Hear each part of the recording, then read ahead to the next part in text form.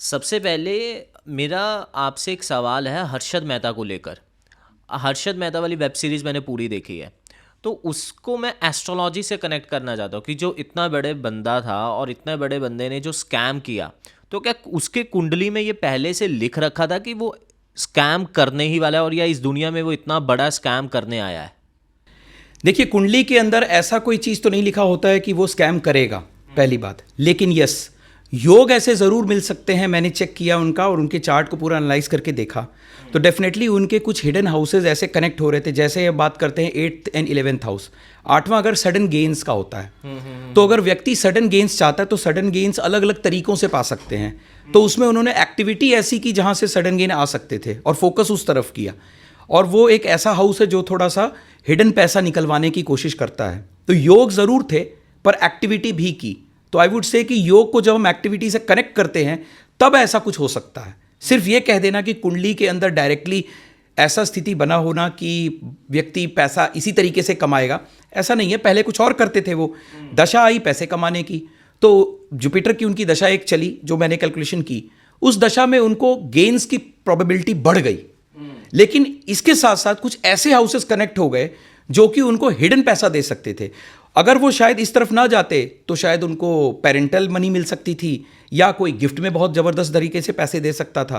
But हाँ, ग्रह बड़े थे, दैट इज जुपिटर, बहुत ज़बरदस्त लेवल पे अगर देना चाहें तो दे सकते हैं।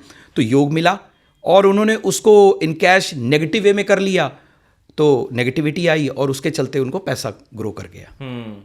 तो बेसिकली कि उनके ग्रहों में तो था, लेकिन वो उनके ऊपर भी, पर्सन पे भी डिपेंड था कि उसे जब वो पॉजिटिव तरीके से उससे बेनिफिट ले सकता है या फिर वो नेगेटिव तरीके से बिल्कुल ले जी, सकता बिल्कुल। है। योग हमेशा ग्रहों के होते हैं, अलग अलग तरीकों के योग होते हैं, क्योंकि हाउसेस वही हैं। 12 घर सबके लिए हैं, हमारे लिए, आपके लिए और हर्षद मेहता के लिए भी। लेकिन वो उसको किस तरीके से यूटिलाइज करता है वो बहुत इंपॉर्टेंट पॉइंट है। हम अपने कर्मों के ऊपर डिपेंड करते हैं कि हम कर्म कैसे करते हैं। अच्छे एक्टिविटीज करके उसे पॉजिटिविटी की तरफ ले जाएं या नेगेटिव कर्म करके हम उसे नेगेटिविटी की तरफ ले जाएं। तो ये कहना कि सारी चीज़ें भगवान ने पहले से डिसाइड कर रखी हैं, ये इतना भी नहीं है। भगवान ने फ्रीडम भी दे रखी है आपके कर्मों की कि वो आपके ऊपर भाई डिपेंड है, तुम जिस तरफ लेके जाना चाहो लेके जा सकते हो। जी हाँ, बिल्कुल।